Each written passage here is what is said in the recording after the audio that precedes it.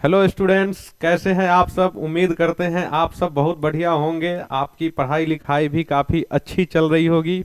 पढ़ाई लिखाई कहने का मतलब सीयूईटी की तैयारी, क्योंकि हमारा और आपका सबका फोकस कहीं ना कहीं सीयूईटी क्रैक करना है और किसी अच्छे यूनिवर्सिटी में एडमिशन सबको लेना है। ठीक है। और कहीं ना कहीं हमें लगता है कि सारे स्टूडेंट्स का जो गोल है वो बीएचयू और डीयू है। और हमारे साथ जुड़े रहिए, सबका सपना जरूर साकार होगा। तो हम लोग पिछले साल की तरह इस साल भी सीयूईटी के लिए स्पेशल बैच लेके आए हैं, जहां पे कॉमर्स से रिलेटेड जो भी टॉपिक डोमेन सब्जेक्ट कह लें या फिर जीटी कह लें, वो सबकी तैयारी करवाई जाएगी यहाँ पे। तो हम लोग जीटी में क्या करेंगे ना, टॉपिक वाइज हम लोग आपको प्रीवियस ईयर क्वेश्चन भी देंगे, काफ़ी सारे मिसलेनियस क्वेश्चन भी कराएंगे, और चैप्टर वाइज अलग से प्रैक्टिस भी कराएंगे। आपको इतना भरपूर प्रैक्टिस करा देंगे ना कि आपको समझ में आ जाए, और क्वेश्चन कहीं से पूछ दिया जाए आप लोग धर धर उड़ा दें उसको। ठीक है। तो आपको कोई नया कुछ नहीं पढ़ना है, बस नए तरीके से पढ़ना है। ठीक है। तो जैसा आप थंबनेल देख के समझ गए होंगे कि आज हम लोग का टॉपिक परसेंटेज होने वाला है। तो हम लोग बेसिक से लेके और पूरा डिटेल जहां तक हो सकता है वहां तक कोशिश करेंगे। थोड़े से इजी सवाल भी लगाएंगे, थोड़ा सा घुमा फिरा भी लगाएंगे। जैसे एग्जाम में आपको पता है कि अगर सपोज कर लीजिए 15-16 क्वेश्चन पूछा जाना है तो 10-12 क्वेश्चन तो आसानी होते हैं, लेकिन 3-4 क्वेश्चन जो होता है ना, वो थोड़ा सा दिमाग खराब करके रख देता है वहां पे। और वैसे क्वेश्चन ही होता क्या है ना कि बहुत सारे स्टूडेंट के बीच अंतर पैदा कर देता है। तो हमारा भी टारगेट रहेगा कि अगर 15 क्वेश्चन आ रहा है तो आप 15 में 15 करके आए। ऐसा नहीं कि 10-12 आसान आ रहा तो वो करें और बाकियों को छोड़ दें। ठीक है ना। तो हम लोग आज परसेंटेज शुरू करेंगे। सबसे पहले आसान आसान सवाल, जहां से आप लोग थोड़ा सा समझ जाएं चीजें कैसे आगे बढ़ रहा है, और धीरे धीरे धीरे धीरे करके हम लोग एक एक सीढ़ी चढ़ते चढ़ते मुश्किल सवालों तक पहुंचेंगे। ठीक है ना। तो शुरू किया जाए। सिलेबस वगैरह सबको पता है। परसेंटेज इसलिए शुरू कर रहे हैं पहले, क्योंकि परसेंटेज को आप कह सकते हैं परसेंटेज और रेशियो, जब जब तक कोई बच्चा परसेंटेज और रेशियो ढंग से नहीं पढ़ पाता है ना, समझ लीजिए कि वो अर्थमेटिक नहीं पढ़ पाएगा। अर्थमेटिक का आप कह सकते हैं कि ये दो चैप्टर जो है ना, परसेंटेज और रेशियो, वो पिलर है। जब तक ये दोनों पे आप कमांड नहीं करेंगे, पूरा अर्थमेटिक अधूरा है। तो एग्जाम में हो सकता है परसेंटेज से आपके पास डायरेक्ट क्वेश्चन ना पूछे जाए, या पूछा भी जाएगा तो बहुत से बहुत एक या दो क्वेश्चन तो शायद कभी ना पूछा जाए। हमें लगता है जहां तक कि एक क्वेश्चन मैक्सिमम पूछा जा सकता है परसेंटेज से। लेकिन परसेंटेज पढ़ना जरूरी इसलिए है कि परसेंटेज से रिलेटेड कई चैप्टर आगे आने वाले हैं। जैसे प्रॉफिट लॉस पढ़ेंगे आप, सिंपल इंटरेस्ट पढ़ेंगे, कंपाउंड इंटरेस्ट पढ़ेंगे, मिक्सचर पढ़ेंगे, कई सारा चैप्टर है जहां पे ना इनका यूज होता है। तो आप कह सकते हैं या तो डायरेक्ट वे में या तो इनडायरेक्ट वे में परसेंटेज का यूज तो है ही आपको अर्थमेटिक पढ़ने में ना। तो परसेंटेज से डायरेक्ट अगर क्वेश्चन नहीं भी आता है तो दूसरे क्वेश्चन को करने में आपको ये हेल्प कराएगा। ठीक है ना। तो हम लोग परसेंटेज शुरू करते हैं, थोड़ा सा बेसिक बातें कर लेते हैं, उसके बाद हम क्वेश्चन प्रैक्टिस कराएंगे आप लोगों को। चलिए, तो शुरू किया जाए और देखा जाए कैसे कैसे क्या होता है। आइए, हम सबसे पहले थोड़ा सा डिस्कस कर लें कि ये परसेंटेज एक्चुअली है क्या।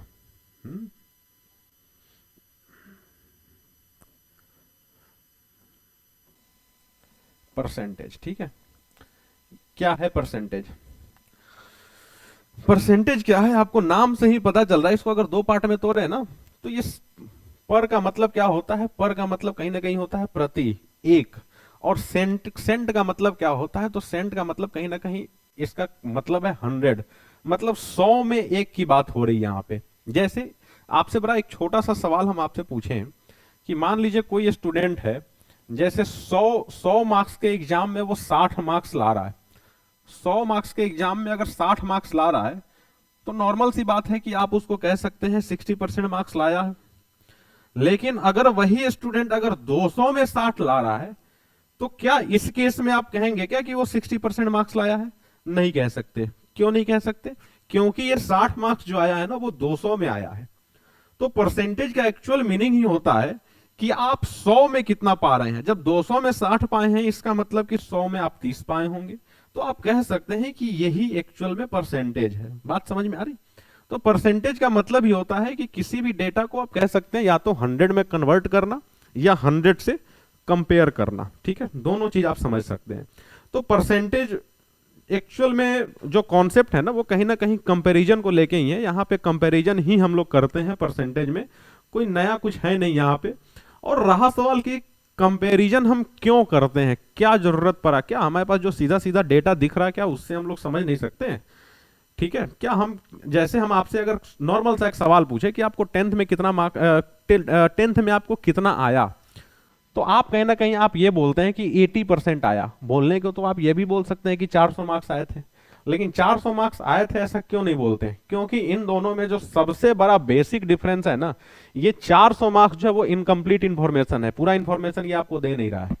ये 400 मार्क्स अगर आप किसी को कहेंगे ना तो वो सामने वाला समझ नहीं पाएगा एक्चुअली 400 जो आया है वो कितने में आया है। हो सकता है 500 में आया हो सकता है 600 में आया हो सकता है 1000 में आया हो। तो ये 400 जो है ये अधूरा इंफॉर्मेशन है। अगर 80% की बात करें तो ये जो है ना वो थोड़े में ही कंप्लीट इंफॉर्मेशन दे रहा। वो सामने वाला खुद ही समझ जाएगा कि अगर 1000 का एग्जाम होगा तो आप 800 पाए होंगे, अगर 500 का एग्जाम होगा तो आप 400 पाए होंगे। तो 80%, तो इसलिए हम कह रहे हैं कि परसेंटेज का एक्चुअली जरूरत इसलिए भी है कि आप थोड़े से कम इंफॉर्मेशन देके भी सामने वाले को ना आप ज्यादा से ज्यादा इंफॉर्मेशन पास कर सके। क्लियर है ये चीज? तो हम जैसा कि बता रहे थे आपको कि परसेंटेज चैप्टर ही है कंपैरिजन को लेके, ठीक है। कंपैरिजन कैसे करते हैं तो आइए थोड़ा सा कंपैरिजन के बारे में सीखा जाए। 2 मिनट में आपको ना इसके बारे में थोड़ा सा डिटेल नॉलेज दे दे। देखिएगा, सबसे पहले तो हम परसेंटेज निकालना सीखेंगे। निकालते कैसे हैं, जैसे आपसे एक छोटा सा हम चीज पूछना चाहते हैं कि जैसे मान लीजिए कि 300 मार्क्स के किसी एग्जाम में किसी स्टूडेंट को मान लीजिए हम कह दिए कि 120 मार्क्स आए, तो क्या 120% कह सकते हैं क्या? नहीं कहेंगे। 120% इसलिए नहीं कहेंगे क्योंकि अभी हमने थोड़ी देर पहले बताया कि 300 में 120 आया, एक्चुअली में हमको देखना है 100 में कितना आया है। जब 300 में 120 है तो 100 में उसको कितना आया होगा। जब भी कभी आपको ना इस ढंग का कुछ भी दिख जाए तो समझ लीजिए कि क्रॉस मल्टीप्लीकेशन की बात की जा रही है। आपको ना कैंची वाला गुणा करना है, कैंची लगाना है। और कैंची लगाते समय आपको बस ध्यान ये रखना है कि जो पेयर बना रहा हो उसको आप ऊपर डाल दीजिए और जो अकेला बच रहा हो उसको आप नीचे डाल दीजिए, ठीक है ना। अब ये 00 से 00 कट जाएगा और यहां से आप कह सकते हैं 40। इसका मतलब कि वो 100 में ना वो 40 लाया होता तो आप कह सकते हैं कि ये 40% यही एक्चुअल में परसेंट है। क्लियर है? तो ये बताने के पीछे हमारा मकसद ये था ना कि आगे आने वाले दिनों में, मतलब अभी जो भी हम मैथ्स पढ़ेंगे, जो भी चैप्टर पढ़ेंगे, वहां पे आप समझ लीजिए कि लगभग इसी ढंग का अरेंजमेंट करके हम मैक्सिमम सवाल आपको सॉल्व कराएंगे। क्रॉस मल्टीप्लिकेशन का कॉन्सेप्ट बहुत जरूरी है। मतलब एक रिलेशन दिया हो और उसी के बेसिस पे आपको दूसरा रिलेशन तैयार करना हो तो मजा आ जाएगा। ये अगर आप समझ गए, अरेंजमेंट करना सीख गए, आगे देखिएगा अभी कई सारे सवाल आएंगे जो इसी कॉन्सेप्ट पे सोल्व हो जाएंगे, ठीक है ना। तो हम आपको बस बताना ये चाह रहे थे कि परसेंटेज जब कभी भी निकालना हो तो कैसे निकालते हैं। तो एक्चुअली में आप ये मेथड भी फॉलो कर सकते हैं।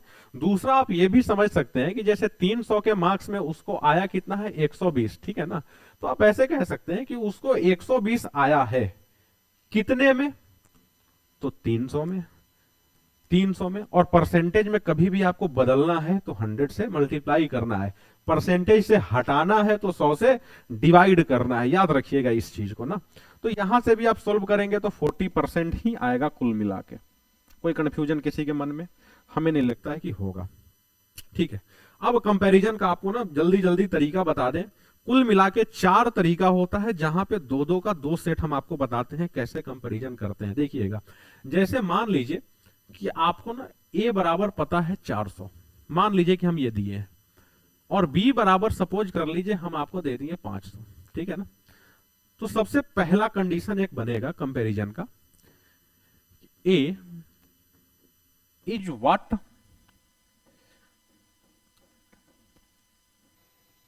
Percent of b। a is what percent of b। Hindi में इसको कह सकते हैं a b का कितना परसेंट है। लिख ही देते हैं a b का कितना परसेंट है, ठीक है ना। a b का कितना परसेंट है। जस्ट इसी से मिलता जुलता इसके रिवर्स ऑर्डर में क्या कहेंगे, b is what percent of a, ठीक है ना। अब इसका हिंदी आप लोग खुद भी समझ सकते हैं कि बी ए का कितना प्रतिशत है। आपको देखने में दोनों स्टेटमेंट बिल्कुल एक जैसा लगेगा, बस रिवर्स हुआ है, ए की जगह बी और बी की जगह ए, बस उल्टा हुआ है, ज्यादा कुछ यहाँ पे चेंजेज हुआ नहीं है। तो हम आपको यहाँ पे एक्चुअली बताना चाह रहे हैं कि आपको ना पहचानना है कि कंपैरिजन किससे कर रहे हैं, किसको किससे कंपेयर कर रहे हैं। तो आप यहां पे देख रहे हैं ना, ए is what percent of b, a किसका, बी का, मतलब ए को कंपेयर कर रहे हैं हम बी के रेस्पेक्ट में। तो जिससे कंपैरिजन होगा वो हमेशा नीचे जाएगा, और जिसको कंपेयर कर रहे हैं वो हमेशा ऊपर रहेगा, और बगल में 100 से मल्टीप्लाई हो जाएगा। तो यहां पे आप कह सकते हैं कि 400 किसका, 500 का, और बगल में लगा दीजिए 100 को। आप इसको काट छाट कर दीजिए, काटने छाटने में सब एक्सपर्ट है, कहीं ना कहीं 5 से ये चला जाएगा 80 टाइम्स। आप कह सकते हैं ये एक्चुअल में 80% है। रहा सवाल दूसरा, हम आपसे पूछ रहे हैं कि b is what percent of A, b a का कितना परसेंट है, बी किसका, ए का, मतलब ए के साथ कंपैरिजन किया जा रहा है इस बार। तो बी और नीचे में ए और बगल में क्या जाएगा 100। आप इसको क्या लिख सकते हैं फिर, B is what percent of A, B upon A into 100। कहने का मतलब कि 500 ऊपर 400 नीचे, और बगल में चला जाएगा 100, 00 से 00 कटेगा और ये कट जाएगा 125 टाइम्स। आप कह सकते हैं 125%, ठीक है ना। आपसे एक चीज हम बताना चाह रहे हैं, खैर यहाँ पे थोड़ा सा इससे हटके, कि अगर आपको मैथ्स पढ़ना है, मैथ्स कहने का मतलब कुछ भी, अगर मैथ्स से बाहर की भी बात करें तो आपको ना कुछ चीजों पे कमांड होना चाहिए। थोड़ा सा टॉपिक से हटके हम आपको बता रहे हैं, कुछ चीजों पे कमांड होना चाहिए। कहने का मतलब सबसे जरूरी, किसी भी स्टूडेंट के लिए सबसे जरूरी चीज जो है ना ये है। और हम आपको कह रहे हैं कि मैक्सिमम स्टूडेंट ऐसे होते हैं जिनके साथ ये गंभीर समस्या है टेबल की। हम आपको ये नहीं कह रहे हैं कि आप 1 से लेके 50 तक रट लीजिए टेबल, नहीं भाई, किसी को याद नहीं होता है, हमें खुद नहीं याद है, हम आपको क्यों बोलेंगे 50 तक रटने के लिए, ठीक है ना। लेकिन कम से कम जो आपको बचपन में रटाया जाता है 1 से 20 तक, आपको यहां तक तो कम से कम याद होना ही चाहिए। अभी 1 से 20 तक क्या होता है ना कि बचपन में सब रटे होते हैं, लेकिन अभी आपसे हम पूछ दें कि हाँ थोड़ा सा 16 का टेबल सुना दो, तो 4-5 तक जाते जाते मैक्सिमम स्टूडेंट बस वहां से धराम हो जाते हैं, उसके आगे फिर बता नहीं पाते हैं, ठीक है ना। तो टेबल पे थोड़ा कमांड कर लीजिएगा। टेबल पे कमांड करने से होगा क्या, आप टेबल से कमांड करने से बहुत ज्यादा कुछ ऐसा नहीं है कि फायदा होने वाला है। हम आपसे अगर पूछे कि 16 जा कितना होता है, तो नॉर्मल लोग ऐसे भी निकाल सकते हैं, लेकिन सबसे बड़ा फायदा क्या होगा कि आपका ना इंपॉर्टेंट टाइम बचेगा। जिसको पता होगा 16 क्या होता है तुरंत वो निकाल देगा, बाकी लोग क्या होगा मल्टीप्लाई करने में अपना समय खराब करेंगे। तो हम ये कह रहे हैं कि सपोज कर लीजिए कि एक क्वेश्चन में आपको ना 2 या 3 बार मान लीजिए कि आपको मल्टीप्लाई ऐसा करना पड़ा। अगर हर मल्टीप्लीकेशन में आप 10-10 सेकंड खराब कर रहे हैं, तो एक क्वेश्चन में ऑलमोस्ट 20-25-30 सेकंड आप खराब करेंगे, और आपके पास समय ही कुल मिला के 50-55-60 सेकंड होता है एक सवाल को करने के लिए। तो बस हम ये एक्चुअली में आपको बताना चाह रहे थे कि टेबल पे थोड़ा सा कमांड कर लीजिए, मजा आ जाएगा एग्जाम देने में, क्वेश्चन सोल्व करने में। नहीं तो फिर आप आता हुआ सवाल भी एग्जाम में छोड़ के आएंगे due to lack of time. बात समझ में आ गई? तो ध्यान रखिएगा इन सारी चीजों को। अगर आपको कैलकुलेशन अपना बेहतर बनाना है तो आपको टेबल पे कमांड करना होगा। बाकी कैलकुलेशन का कोई वैसा ट्रिक नहीं होता है, सबका अपना अपना तरीका होता है, सब अपना अपने अपने अपने तरीके से कैलकुलेट करते हैं। वो बेकार की बातें हैं कि हम आपको कैलकुलेशन रटा रहे हैं आप रट लीजिए, नहीं। आप ये कैलकुलेशन प्रैक्टिस की चीजें हैं। हम आपको आज कितना भी रटा देना कैलकुलेशन, जब तक आप प्रैक्टिस नहीं करेंगे आपको नहीं आएगा ये चीज। बात समझ रहे हैं ना? तो चलिए 2 तरीका हम आपको यहां पे बताएं, एक तो a is what percent of b और दूसरा b is what percent of a. उम्मीद करते हैं इन दोनों में कहीं से किसी को कोई डाउट नहीं होगा। हम सामने से हट गए, अगर जो स्क्रीनशॉट लेना चाहते ले लीजिए जल्दी से, ठीक है ना। चलिए हटाते हैं इसको। दो और है, ए लिखे थे 400 और बी लिखे थे 500। 2 और तरीका देखिएगा। तीसरा, by what percent b is मोर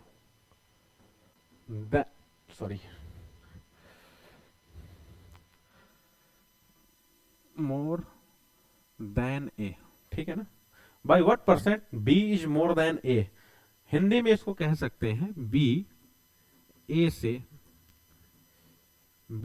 से कितना प्रतिशत ज्यादा है, ठीक है। जस्ट इसका एक रिवर्स आने वाला है 4th, बाई व्हाट परसेंट, ठीक है, ए इज लेस देन बी, ठीक है ना। इसका हिंदी आप खुद भी समझ लीजिएगा, ठीक है।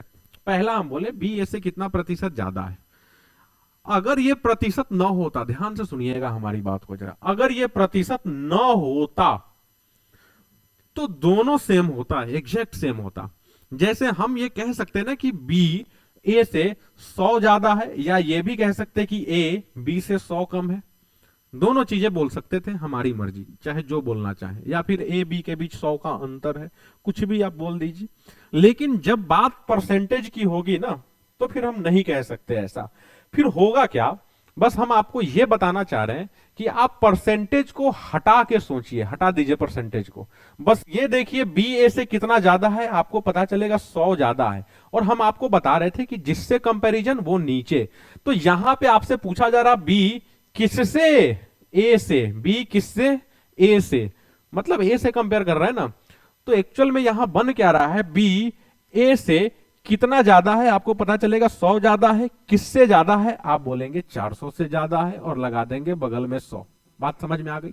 जब बात नीचे वाला दूसरा, मतलब by what percent A is less than B, A B से कितना परसेंट कम है, परसेंट को हटा दीजिए, ये परसेंट को मत देखिए, बस ये देखिए कि ए कितना कम है, आपको पता चलेगा 100। किससे कम है, आपको पता चलेगा 500 से कम है, लगा दीजिए बगल में 100। यहां पे आप काट छाट करेंगे तो आपको पता है 4 से ये 25 बार में चला जाएगा, आप इसको 25% कह सकते हैं। यहां पे 5 से ये 20 बार में चला जाएगा, आप इसको 20% कह सकते हैं। क्या बात सबके समझ में आ गई? आ गई सबके समझ में? कोई परेशानी किसी के मन में होनी नहीं चाहिए, बिल्कुल आसान सा कॉन्सेप्ट है। कुल मिला के ये 4 तरीके का हम आपको कंपैरिजन बताएं परसेंटेज के चैप्टर में। इन चारों जो हम आपको 4 तरीका बताए ना, इन चारों तरीका से बाहर से आपको कुछ नहीं होने वाला है। कैलकुलेशन जो भी होगा इन्हीं चारों पे बेस्ड होगा, अलग से कुछ नहीं आएगा, इस बात की गारंटी हम लेते हैं। बस सवाल इधर उधर होंगे, कैसे अरेंज करना है ये आपको सीखना है, बाकी होना तो इन्हीं चारों में से कुछ है। क्लियर है? कोई डाउट किसी को? अब सुन लीजिए हमारी एक और बात, ठीक है। इतना तो हम आपको बता दिए कैसे करना है, क्लियर है। हम आपसे एक छोटा सा सवाल पूछे।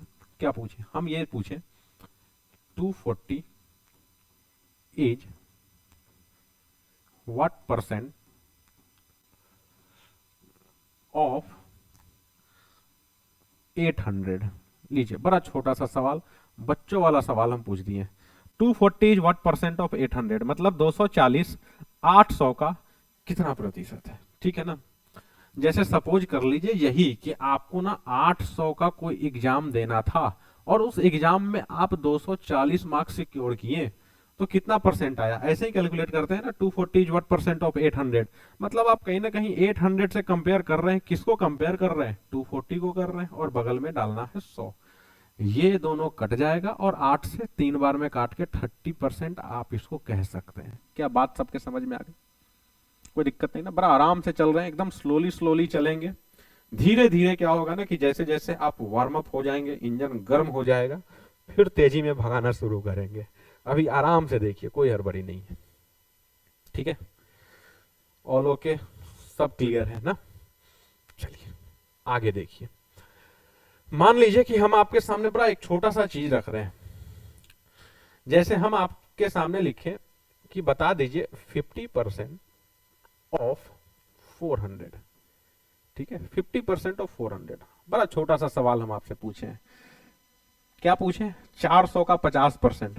तो हमें नहीं लगता कि मैथ्स पढ़ने वाले या मैथ्स नहीं पढ़ने वाले या जो कुछ नहीं जानते हैं वो भी 400 का 50% नहीं बता पाएंगे। सबको पता है कि 50% जो होता है ना एक्चुअल में 200 होता है। तो 200 कैसे होता है? तो आपको पता है कि 50% का मतलब आधा होता है, लेकिन इसी क्वेश्चन को थोड़ा सा हम अलग टाइप से पूछे। जैसे हम आपके सामने ये लिख दिए 16 होल 2/3% ऑफ 828। अब यहां पे क्या होगा ना कि दोनों क्वेश्चन आप देखेंगे एग्जैक्ट सेम है, लेकिन यहां पे जो डेटा आपके पास दिया गया है ना, वो डेटा थोड़ा सा आपको परेशान कर देगा। बाकी देखेंगे तो दोनों सेम ही है, कोई अंतर नहीं है, दोनों में एग्जैक्ट सेम है। लेकिन यहाँ पे जो खेला हुआ है आपके साथ, बस डेटा का खेला हो गया है, ठीक है ना।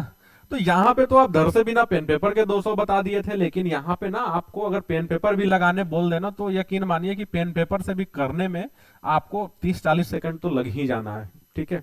लेकिन हम चाहते हैं कि नहीं 30-40 सेकंड नहीं है, ऐसे क्वेश्चन का आंसर 2-2, 3-3 सेकंड में आप लोग निकालें, या मैक्सिमम 5 सेकंड में, उससे आगे तो बढ़ना ही नहीं है। अगर बढ़ रहे हैं 5 सेकंड से ज्यादा, इसका मतलब कि आप कहीं ना कहीं दूसरों से पिछड़ रहे हैं, ठीक है। तो सुनिए हमारी बात को, जैसे आपको ये 50% का मतलब पता था, क्या पता था कि 50% मतलब हाफ होता है, मतलब ये आपको ना आधा पता था। अगर ये 16 होल 2/3% का मतलब भी आधा के जैसा कुछ पता चल जाए तो काम बन जाए, और यही तो आपको सीखना है। तो हम आपसे पूछ रहे हैं कि ये 50% का मतलब आधा कैसे आया, ये 50% का मतलब आधा कैसे हुआ। तो आपको पता है ये बगल में जो भाई साहब चिपके हुए हैं ना परसेंटेज, इसका मतलब ये होता है कि 50 को हम 100 से डिवाइड कर रहे हैं। 50% का मतलब क्या हुआ, 50/100, और 50/100 का मतलब क्या हुआ, 100 में 50, और 100 में 50 का मतलब क्या हुआ, इसको काटेंगे तो 1/2 होगा, और 1/2 का मतलब हुआ कि 2 में 1, और 2 में 1 का मतलब ही हुआ कि 2 में 1 मतलब क्या, आधा। बात समझ में आ गई, 2 में 1 मतलब आधा। आप इसको ना 1/2 भी 2 से भी समझ सकते हैं। तो वैसे ही अगर इसको हम सोल्व करना चाहें तो 16 होल 2/3% को क्या आप 50/3% कह सकते हैं, और 50/3% का मतलब क्या, आधा का भी तीसरा हिस्सा। तो आधा का जब तीसरा हिस्सा करेंगे तो ऑलरेडी नीचे में 2 था, आप बगल में 3 लगाएंगे तो 1/6 हो जाएगा कि नहीं हो जाएगा। बहुत सारे बच्चों को ये बात समझ में नहीं आई होगी, हम दूसरे ढंग से इसको बताते हैं। अगर ये परसेंटेज को हटाएंगे तो 50/3 तो पहले से था, परसेंटेज हटेगा, 3 पहले से नीचे था, क्या होगा, 100 बढ़ जाएगा। अब आप देखेंगे कि ये 2 बार में कट गया, आप इसको क्या कह सकते हैं, 1/6 कह सकते हैं कि नहीं कह सकते, ठीक है ना। तो आप सॉल्यूशन करते समय या तो इसको यूज करिए या तो इसको यूज करिए, दोनों में से कोई एक यूज करिए। यकीन मानिए कि आप इसके जगह अगर आप इसको यूज करेंगे, मतलब 1/6 ऑफ के जगह पे मल्टीप्लाई और 8 to 8। अब देखिए ये कितना आसान दिख रहा है, दिख रहा है कि नहीं दिख रहा है, दिख रहा है ना। तो आपको जब दिखे ये, या कोई अगर ये दिखाए, तो आपको ये देखना ही नहीं है, आपको ये देखना है। बात समझ में आ गई, बात समझ में आ गई। तो उसी तरह अगर हम आपसे कहें 14 होल 2/7%, तो आपको क्या देखना है, क्या देखना है 14 होल 2/7% की जगह, इसको थोड़ा सा ना आप क्या करिए, इसको मिक्स फ्रैक्शन जो आपको दिख रहा है ना, इसको थोड़ा सा बदलिए। कैसे बदलेंगे, 14 7 या 98 और +2, 100/7%। 100/7% को आप क्या कर सकते हैं, 100/7 तो पहले से था, 100 एक बढ़ जाएगा, 100 से 100 कैंसिल हो जाएगा, आप कहेंगे 1/7। तो इसके जगह पे आप इसको भी यूज कर सकते हैं, कर सकते कि नहीं कर सकते। तो एग्जाम में अगर आप इसके जगह इसको यूज करेंगे तो आपका कीमती 10, 15 या 20 सेकेंड बचेगा ही बचेगा। तो कुछ कॉमन परसेंटेज वैल्यू होते हैं जो कि फ्रैक्शन में दिए जाते हैं। ऐसे नहीं कि एग्जामिनर अपने मन से कोई भी 79 होल 17/23 ऐसा कुछ दे देगा, ऐसा नहीं होता है। कुछ कॉमन परसेंटेज वैल्यू होते हैं जो क्वेश्चन में बार बार रिपीट होते हैं, तो वो हम चाहेंगे कि अगर आप खुद से सोल्व कर सके, याद कर सके, बहुत बढ़िया, नहीं तो हम आपको दिखा रहे हैं, बता रहे हैं। अगर आप याद कर लें तो ठीक है, नहीं याद भी कर पाते तो धीरे धीरे प्रैक्टिस से वो आ ही जाना है। जैसे हम आपसे बोले कि 50% की बात हुई थी, आपको पता था 1/2 की बात हो रही, इसका मतलब 25% में आप आधा का आधा कह सकते कि नहीं कह सकते, आधा का आधा कह सकते हैं। आधा का आधा कहने का मतलब क्या, 1/2 के जगह पे क्या 1/4 कहेंगे कि नहीं। 2 तो पहले से भाई बंटवारा हो गया था ना, आधा, आधा को भी आधा करना है, मतलब 50 को भी आधा करना है, 50 को भी आधा करके आपको 25 करना है ना। तो आप इसको ऐसे भी समझ सकते हैं, 25/100 मतलब 1/4। क्लियर है ये चीज। अगर 20% की बात हो, क्या आप 1/5 कह सकते हैं कि नहीं, 20/100 मतलब 1/5। तो ये सब तो कॉमन सा है, अगर इसको फ्रैक्शन में सोल्व करके करते हैं तो भी ठीक, नहीं भी करते हैं तो भी ठीक, ज्यादा टेंशन लेने की बात है नहीं, एक्चुअली आसान आसान नंबर है। तो आपको सोचना कहां पे है, अगर 16 होल 2/3% की बात हो 1/6 कहेंगे, 14 होल 2/7% की बात हो 1/7 कहेंगे, इसके आगे अगर 12 होल 1/2% की बात हो 1/8 कहेंगे, ठीक है ना। अगर 11 होल 1/9% की बात हो 1/9 कहेंगे, 9 होल 1/11% की बात हो जाए 1/11 कहेंगे, 8 होल 1/3% की बात हो जाए 1/12 कहेंगे। बहुत ज्यादा रटने की जरूरत नहीं है, इसी में से कुछ रिपीट हो जाता है बार बार, ठीक है ना। अगर फ्रैक्शन में आना, हाँ एक चीज और, अगर 33 होल 1/3% की बात हो जाए 1/3 होगा। आगे अगर 66 होल 2/3% की बात हो जाए, इसका मतलब 2/3 होगा।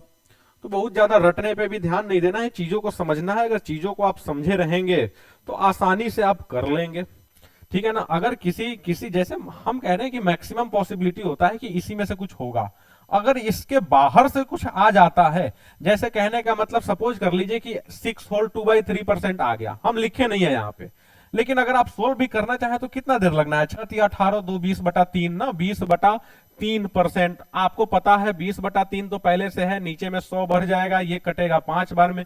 क्या आप इसको 1/15 कह सकते कि नहीं कह सकते? कह सकते ना, बड़ा छोटा सा चीज है।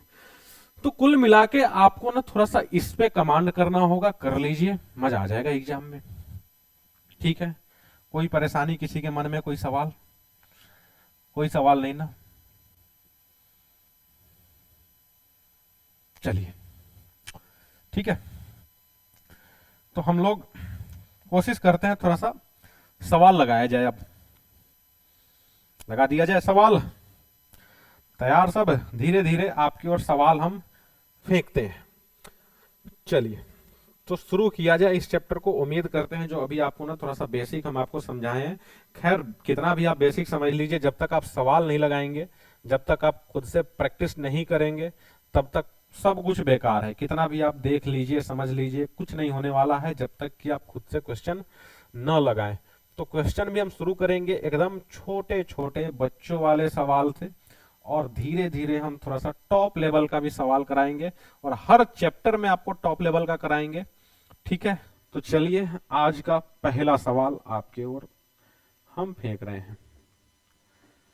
लीजिए लीजिए, आ गया पहला सब।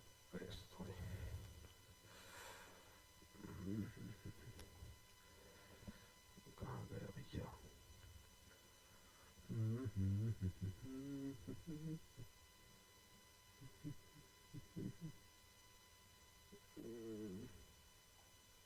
लीजिए, एक सवाल हम आपको पहले दे रहे हैं। मान लीजिए हम ये दे दिए 2 hours 40 minutes is what percent of a day? Sorry, days नहीं, day. 2 hours 40 minutes is what percent of a day? 2 घंटा 2 घंटा 40 मिनट, 2 घंटा 40 मिनट एक दिन का कितना परसेंट है? बताइए तो जल्दी से। देखिए 2 घंटा 40 मिनट एक दिन का कितना परसेंट है। अब आप सोच रहे होंगे कि हम आपको बताएं तो बड़ा आसान आसान कि 240 800 का कितना परसेंट है, लेकिन यहाँ पे 2 घंटा 40 मिनट एक दिन का। देखिए आप अगर कंपैरिजन कर रहे हैं ना, तो आपको कुछ चीजों को समझना पड़ेगा कि कंपैरिजन तभी पॉसिबल है जब चीजें सिमिलर हो। सिमिलर कहने का मतलब एक जैसी हो चीजें। अगर अलग अलग तरह की चीजें हो तो कंपैरिजन नहीं हो सकता। तो आपको पता है कि ये भी टाइम बता रहा है और कहीं ना कहीं ये भी टाइम बता रहा, लेकिन इन दोनों के साथ दिक्कत ये है ना कि यूनिट अलग अलग है। तो सबसे पहले आपको यूनिट सेम करना होगा। कहने का मतलब इसको आप 24 घंटे कह सकते हैं, कह सकते हैं। अब 2 घंटा 40 मिनट, तो लफड़ा ये है ना कि घंटा भी है, मिनट भी है, दिन भी है, सब कुछ आ गया यहाँ पे। तो आप कोशिश क्या करिए कि जो सबसे छोटा वाला जो आपके पास है ना, आप कोशिश करिए कि उसी में सबको बदल दें। तो 2 घंटा 40 मिनट, इसको क्या आप 160 मिनट कह सकते कि नहीं कह सकते? आपको पता है कह सकते हैं। 2 घंटा मतलब 120 मिनट, और 40 मिनट जोड़ दीजिए मतलब 160 मिनट। अब एक दिन में कितने मिनट होते हैं? 24 घंटे, और 24 घंटे में 60 मिनट, तो इसका मतलब क्या 1440 मिनट कहा जा सकता कि नहीं कहा जा सकता? तो एक्चुअल में आपसे पूछा बस यही गया है कि 160 मिनट 160 मिनट 1440 मिनट का कितना परसेंट है, आपसे बस ये पूछा गया है।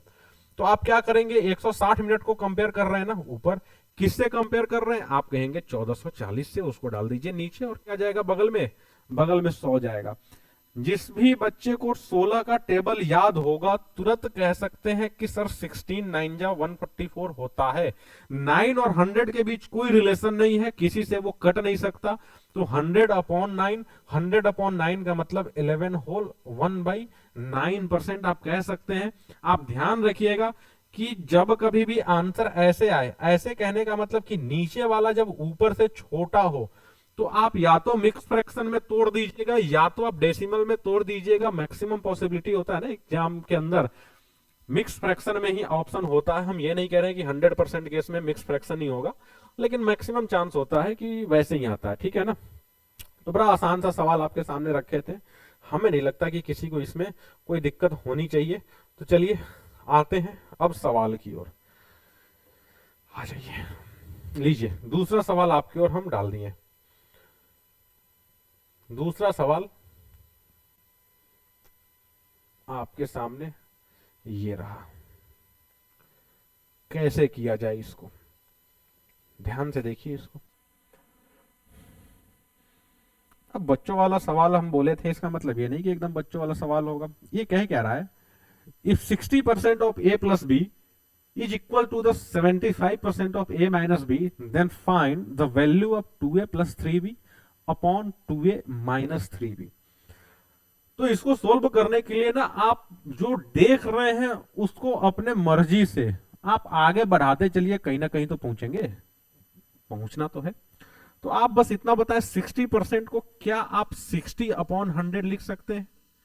ऑफ के जगह पे इनटू लिख सकते हैं, a प्लस बी, ठीक है ना। इक्वल्स टू में आप क्या लिख सकते हैं? 75 अपॉन 100 इंटू में a माइनस बी लिखा जा सकता है, कोई दिक्कत नहीं है, ठीक है ना। अब होगा क्या, दोनों जगह 100 और 100 है, आप काट के इसको हटा भी सकते हैं, नहीं हटाना चाहे आप नहीं भी हटाइए, आपकी मर्जी। लेकिन जैसे जैसे काट के छोटा करते जाएंगे ना, आपका कैलकुलेशन सॉल्यूशन सब छोटा होता रहेगा। तो कोशिश करिए कि पहले ही काट छाट के हटा दें। अब आपको पता होना चाहिए कि 15 के टेबल में दोनों आते हैं 4 टाइम्स एंड 5 टाइम्स। 4 से अब क्या होगा, इन दोनों में मल्टीप्लाई करेंगे तो बन जाएगा 4a प्लस 4b, और उधर में बन जाएगा 5a माइनस का 5b। सब क्लियर है? अब आप क्या करिए, a को एक साइड और b को दूसरे साइड, इस b को उठा के यहां ले आइए। ये माइनस का 5b इधर आके प्लस का 5b हो जाएगा, पहले से 4b था, कितना बन जाएगा ये? आप कहेंगे जी 9b, ठीक है ना। अब ये 4a उधर जाएगा, माइनस में हो जाएगा 5a माइनस 4a, इसका मतलब कि केवल a बचेगा, ठीक है ना। तो थोड़ा एक आध स्टेप बीच में गैप भी कर दीजिएगा, ये नहीं कि सब लिख के हम कर रहे हैं, सब लिख के करेंगे समय खराब होगा। 9b इक्वल्स टू a आया। हम आपसे पूछना चाह रहे हैं कि a की वैल्यू क्या होगी और b की वैल्यू क्या होगी। देखिए a और b की एग्जैक्ट वैल्यू आप नहीं निकाल सकते, a और b के बीच रेशियो निकाल सकते हैं, और उसी रेशियो को आप मान लीजिए कि वही एक्चुअल वैल्यू है, कोई दिक्कत नहीं है, सॉल्यूशन में उसका कोई फर्क पड़ने वाला नहीं है। तो ऐसे केस में बहुत सारे बच्चों को लगेगा कि b के साथ 9 लगा है मतलब b बराबर 9 होगा और a बराबर 1 होगा, नहीं, जस्ट अपोजिट हो जाता है। अगर a बराबर पूछे तो जो b के साथ लगा है और b के साथ क्या लगा है 9, मतलब a की वैल्यू होगी 9 और b की वैल्यू क्या होगी जो a के साथ है, और a के साथ क्या है 1, इसका मतलब b इक्वल्स टू होगा 1। अब कुछ लोग कहेंगे कि नहीं सर 9 1 की जगह पे हम 18 और 2 भी तो ले सकते हैं। भाई आपकी मर्जी, आप ले सकते हैं, कोई दिक्कत नहीं है। हमने क्या कहा कि एग्जैक्ट वैल्यू निकालना यहाँ पे इम्पॉसिबल है, लेकिन आप उसको रेशियो में निकाल सकते हैं, a और b के बीच क्या रेशियो होगा। तो अब सॉल्यूशन इसको लेके करें या इसको लेके करें, कोई खास फर्क पड़ने वाला है नहीं, क्लियर है ना। अब आपको ए बी का वैल्यू पता चल चुका है, अब ए बी को क्या करिए, इसमें चिपका दीजिए। अच्छा कुछ लोग कहेंगे ऐसा क्यों हुआ, अपोजिट हुआ। बहुत सारे लोग के मन में सवाल आएगा कि ऐसा क्यों हुआ। ठीक है, देखिए समझिए, मान लीजिए कि हम 2a इक्वल्स टू 3b लिखे हैं, ठीक है ना। हम क्या करते हैं, a को एक साइड और b को दूसरे साइड हम करते हैं, तो b जब इधर आएगा तो अपॉन में आ जाएगा a अपॉन b, ठीक है ना। 3 तो पहले से था, 2 उधर जाएगा तो 2 भी अपॉन में, मतलब कि नीचे में चला जाएगा। आप देखिए a की वैल्यू और b की वैल्यू जस्ट अपोजिट हुआ ना। a बराबर क्या हुआ जो b के साथ लगा था, और b बराबर क्या हुआ जो a के साथ लगा था, तो जस्ट उल्टा हो जाता है। ध्यान में रखिएगा इनको, आगे आपको ना बहुत जगह ये दिखने वाला है, कई जगह दिखेगा, आगे ढेर सारे जगह पे दिखेगा। अब क्या करना है, a बराबर 9 b बराबर 1 यहां पे डालना है। आप देखिए ध्यान से, यहीं पे हम लिखते हैं, ए बराबर 9 है तो क्या इसको आप 18 लिख सकते हैं? जी जरूर। बी बराबर 1 है तो क्या इसको आप 3 लिख सकते हैं? ठीक है। नीचे में देखिए क्या आ जाएगा, 9 और 9 दूना 18 और माइनस का 3। क्लियर है? चलिए चिपकाइए यहां पे। 18 और 3 मिलके हो जाएगा 21, और 18 में से 3 जाएगा तो हो जाएगा 15। 3 से दोनों कट रहे हैं, क्या इसको 7/5 लिख सकते हैं कि नहीं लिख सकते? जरूर लिख सकते हैं। इसका मतलब कि सेकंड ऑप्शन जो दिख रहा है ना आपका, बिल्कुल सही आंसर था। ठीक है, आसान सा क्वेश्चन था। देखिए इसको आराम से, कहीं पे समझने में कोई दिक्कत हो, डाउट हो, ऊपर से नीचे आप आराम से बार बार देखिए। जब तक समझ में नहीं आए तब तक देखिए, जब सब लगे कि आसान है, क्लियर है, कोई दिक्कत नहीं है, तभी छोड़िए। नहीं तो मन में डाउट रह जाए और आप आगे बढ़ जाए, कोई फायदा नहीं है। अभी कोई लाइव सेशन चल नहीं रहा है, ठीक है ना। आप आराम से पॉज करके देख सकते हैं इसको, ठीक है ना।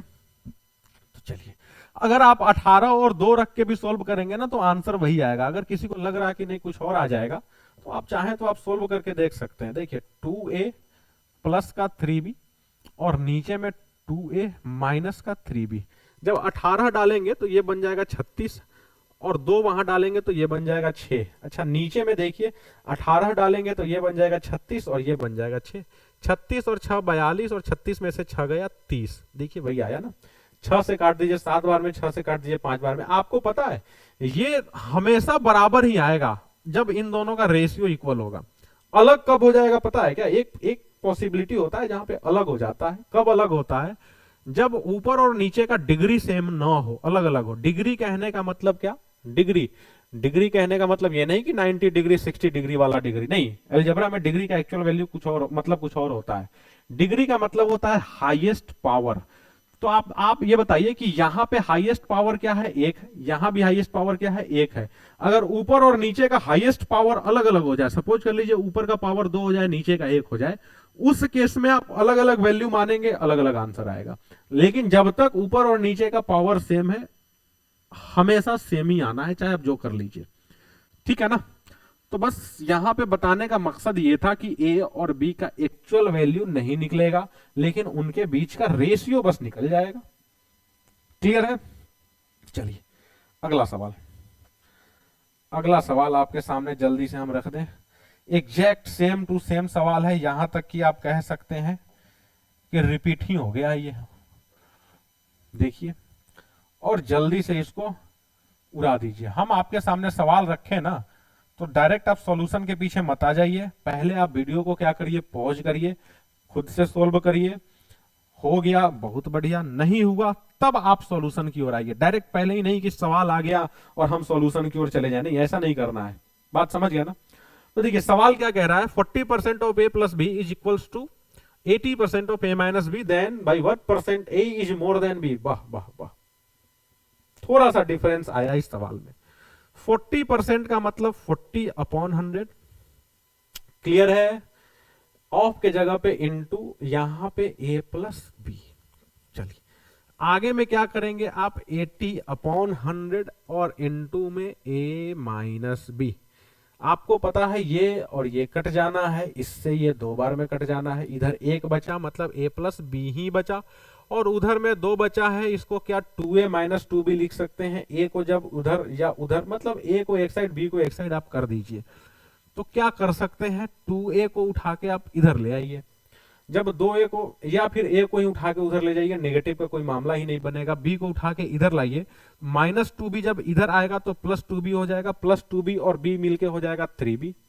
अच्छा a उठ के उधर जाएगा तो माइनस में, मतलब 2a माइनस a मतलब कि a। तो यहां से आप a की वैल्यू 3 और b की वैल्यू 1 आप कह सकते हैं, आपकी मर्जी। ठीक है, या फिर 6-2 भी कह सकते हैं। कोई बच्चा चाहे तो इसको 12-4 भी कह सकता है, कोई दिक्कत नहीं है। अब आपसे पूछा जा रहा है, by what percent A is more than B. By what percent A is more than B. A is more than B कहने का मतलब कि 3 1 से कितना परसेंट ज्यादा है। कितना परसेंट ज्यादा है देखने के लिए हमने आपको बताया कि आपको ना कितना ज्यादा है ये देखना है। तो कितना ज्यादा है आपको पता चलेगा, 2 ज्यादा है। किससे ज्यादा है? आप कहेंगे 1 से ज्यादा है, और बगल में क्या जाएगा, 100 जाएगा। यहां से काट छाट के आप कह सकते हैं कि सर जी 200% आंसर होगा। कहीं ऑप्शन में दिख रहा है, लीजिए जी पहला ही ऑप्शन दिख रहा है। क्लियर है?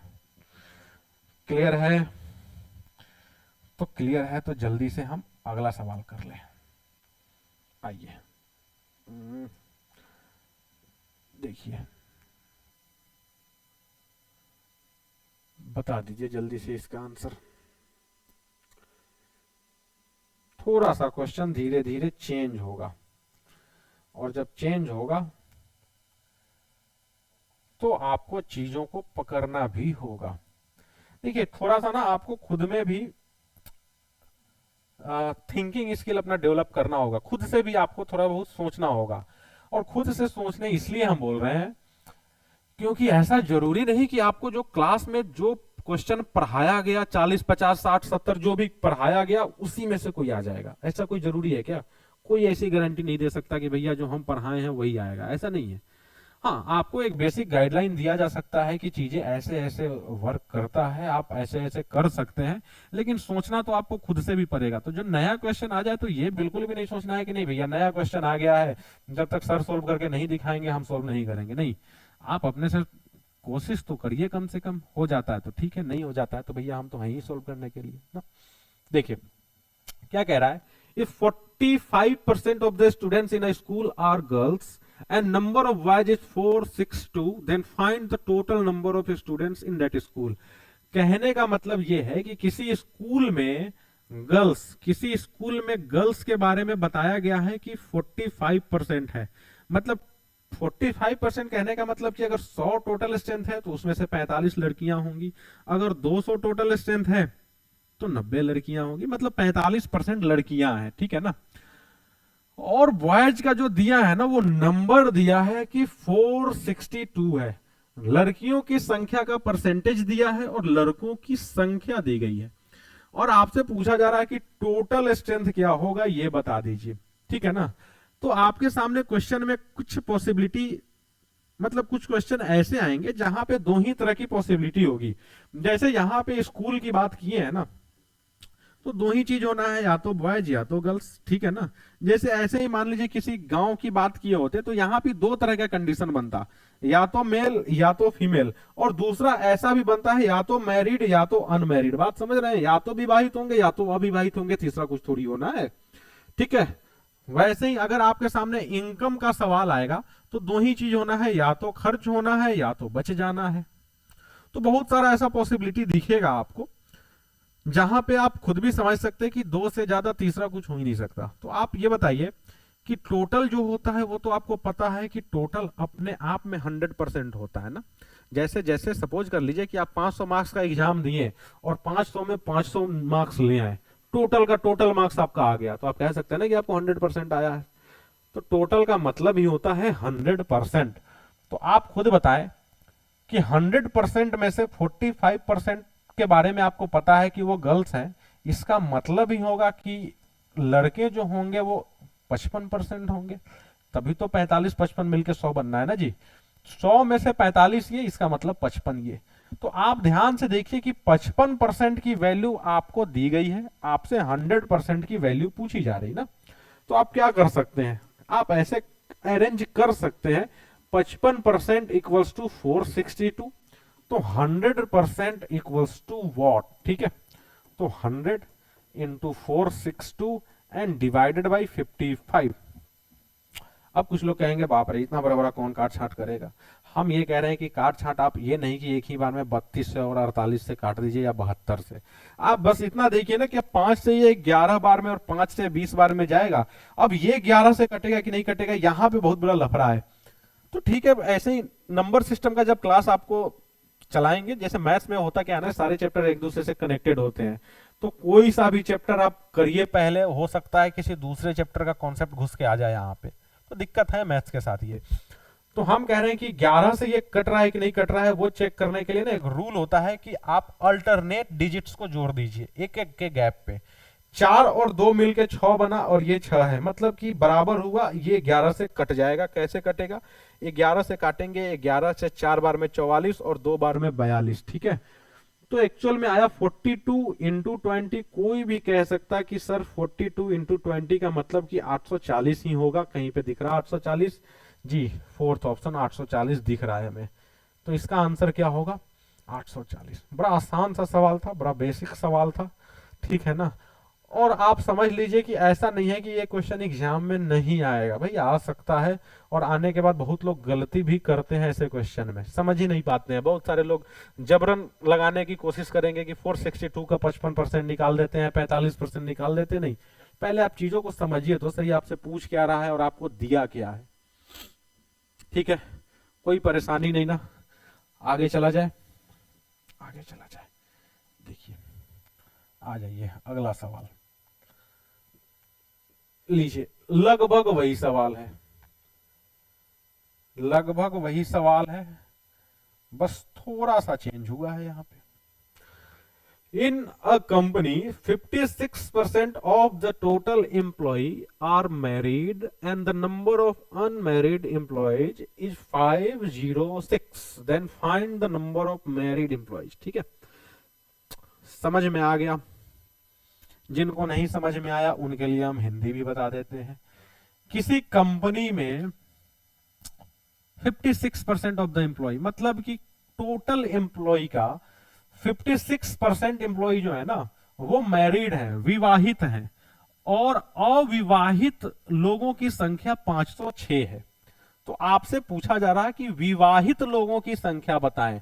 कहने का मतलब यह है कि आपको सवाल में विवाहितों का परसेंटेज दिया है और अविवाहितों की संख्या दी गई है, ठीक है ना। और विवाहितों की संख्या पूछी जा रही है आपसे, तो सुनिए ध्यान से।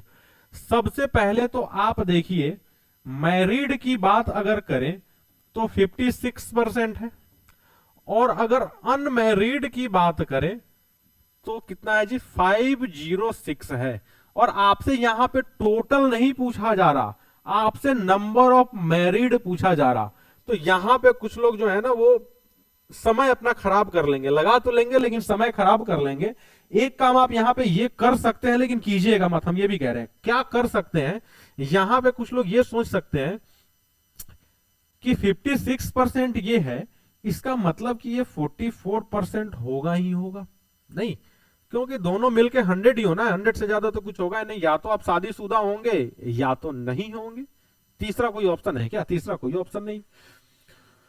तो बहुत सारे लोग यहां पे करेंगे क्या कि इसके बेसिस पे पहले ना टोटल नंबर ऑफ एम्प्लॉय निकाल लेंगे, और टोटल नंबर ऑफ एम्प्लॉय निकलने के बाद अनमैरिड को माइनस कर देंगे, और माइनस जैसे ही करेंगे तो मैरिड आ जाएगा। लेकिन आपको ऐसे नहीं करना है। आपको क्या करना है, पहले जो दिया है डायरेक्ट उसको छापिए। मतलब कि 44% इक्वल्स टू 506 कर दिए ना। यहां से आपसे अगर टोटल पूछा जाता आप 100% करते हैं, आपसे मैरिड पूछा गया है, इसका मतलब कि डायरेक्ट आप 56% डालिए। इधर उधर की बातें आपको सोचनी ही नहीं है। 506 जो पेयर बना रहा हो ऊपर और जो अकेला बच रहा हो वो नीचे। अच्छा, कुछ लोग कहेंगे कि सर यहाँ परसेंटेज भी तो था, तो परसेंटेज क्यों छोड़ दिए? भाई परसेंटेज 1% ऊपर 1% नीचे कट छट के वैसे भी बराबर हो जाना है, इसलिए आप उसको छोड़ भी दे कोई फर्क नहीं पड़ता। हम अभी थोड़ी देर पहले हम आपको बताए थे। अच्छा चलिए इधर वाला ही काट लीजिए, 4 से इसको काट दीजिए 14 बार में और 4 से इसको 11 बार में। आप ध्यान से देखिए, क्या ये 11 से कटेगा? जी सर जरूर कटेगा। कैसे कटेगा? तो देखिए 11 चौका 44, 6 और 6 11 66। अब 14 गुने 46 आया है। कुछ लोग यहां पे भी कैलकुलेशन करने में लगेगा कि बहुत मुश्किल चीज आ गया, लेकिन करना तो पड़ेगा जी, क्योंकि यूनिट डिजिट से अगर लगाने जाए तो 6 चौका 24, दो ऑप्शन में 4 दिख रहा, ये दोनों तो ऐसे ही कट गए भाई, हो नहीं सकता। एक्चुअल में आपको करना है 46 इंटू 14। अब देखिए यहीं पे टेबल याद होता तो काम बन गया होता। 14 गुणे 14 6 जा 84 का 4 बचा 8, 14 4 जा 56 एंड 8 64, मतलब कि 644। कौन सा दिख रहा है? ये भी नहीं होगा, 644 आंसर इसका सही होगा। ठीक है, आप अगर टोटल भी करके निकालें तो वही आना है। कहने का मतलब अगर इसको 100 करके करेंगे ना तो 100 करेंगे टोटल आएगा, टोटल में से मैरिड माइनस कर देंगे, सॉरी अनमैरिड माइनस कर देंगे, मैरिड आ जाएगा। तो आप ऐसे भी कर सकते हैं, लेकिन आप एक स्टेप में लगाइए, क्यों 2 बार मेहनत करें? ठीक है, सब ठीक है। चलिए अगला सवाल लीजिए, बड़ा जरूरी सवाल।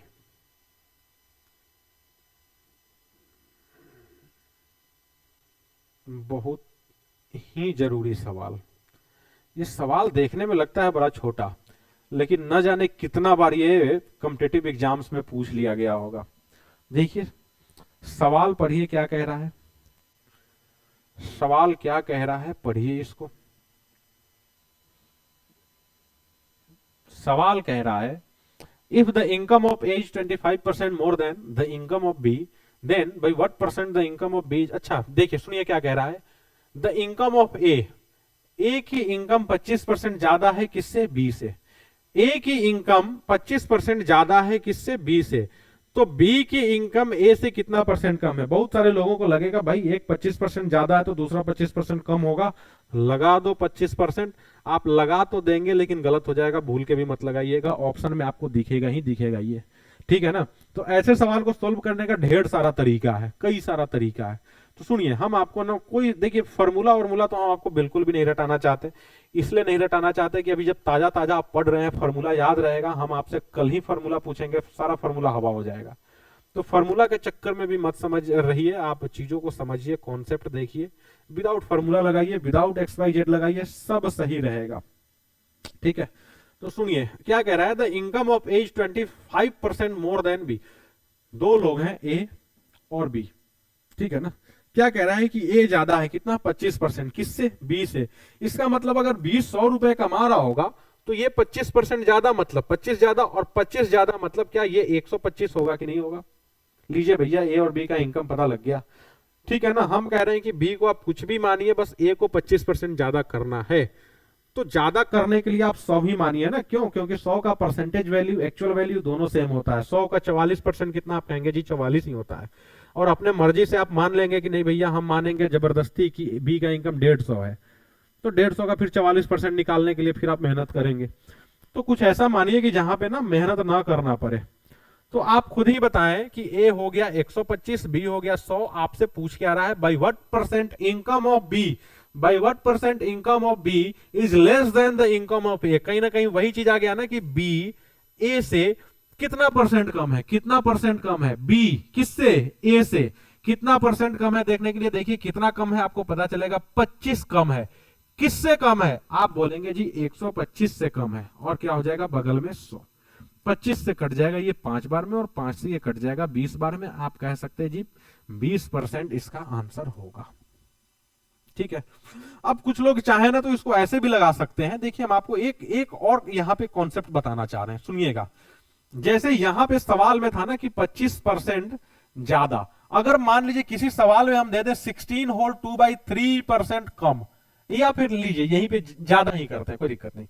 तो दिक्कत यहां पे है कि यहां पे तो चलिए भाई 25% ज्यादा का मतलब एक को 100 मान लेंगे, एक को 125 मान लेंगे। यहां पे क्या माने, लफड़ा यहां पे हो जाना है।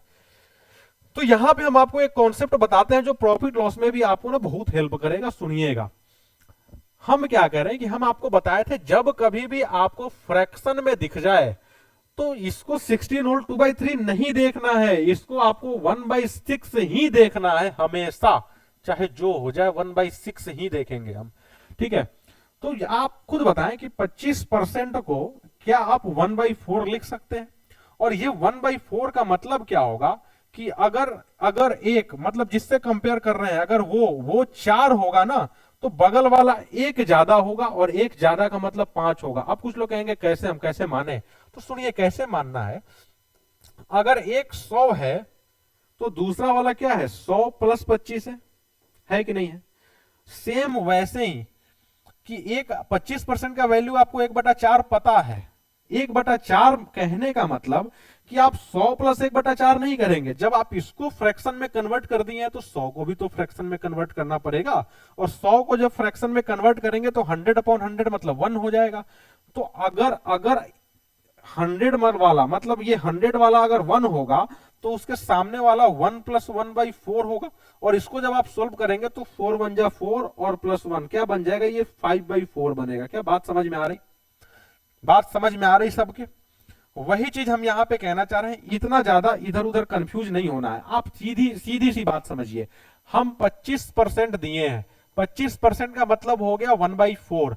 दो केस होगा, एक होगा या तो इंक्रीज वाला या तो डिक्रीज वाला। डिक्रीज कहने का मतलब अगर कहीं दिया हो कम हो, अगर कहीं दिया हो ज्यादा हो तो उसको इंक्रीज। तो कहने का मतलब अगर 1/4 हो और इंक्रीज का केस हो आप कह दीजिए जी 4 से 5, डिक्रीज का केस हो आप कह दीजिए 4 का 3। बात समझ में आ गई।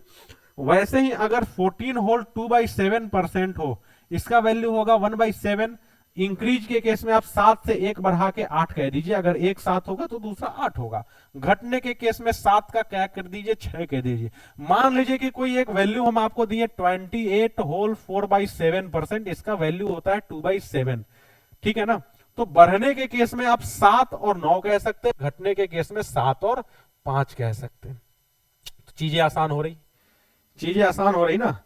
तो चलिए इसी बात पे एक सवाल करके बताइए, हम अगर हम कह दिए कि A is 12 whole 1/2% less than B. मान लीजिए हम ये लिख दिए A is 12 whole 1/2% less than, थोड़ा सा नजदीक लिख दिया जाए, मान लीजिए लिख दिए A is 12 whole 1/2% less than B, then by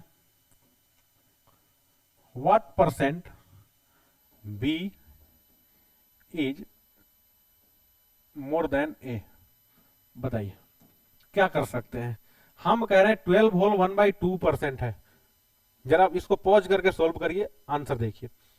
12 whole 1/2% का मतलब होगा 1/8। क्लियर है। दो दो भाई है यहाँ पे, एक ए और बी। आप खुद बताइए कौन ज्यादा कौन कम। आपको पता है ए लेस है, बी मोर है ना। ए is 12 whole 1/2% less than B, मतलब बी ज्यादा है, ए कम है। कितना कम है, 1/8 को आप कैसे अरेंज करेंगे। अगर ये 8 होगा तो क्या ये 1 कम 7 होगा, होगा कि नहीं होगा।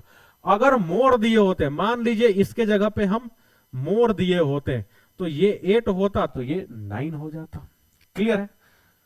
तो खैर लेस पे ही पहले इसको सोल्व करिए, A7 B8। अब हम क्या पूछते हैं भाई, what percent B is more then A। B is more then A, कितना ज्यादा आप कहेंगे, एक ज्यादा। किससे ज्यादा, 7 से ज्यादा, बगल में 100। 100/7 कहने का मतलब 14 होल 2/7%। क्लियर है। चलिए अगला सवाल लगाया जाए, लीजिए।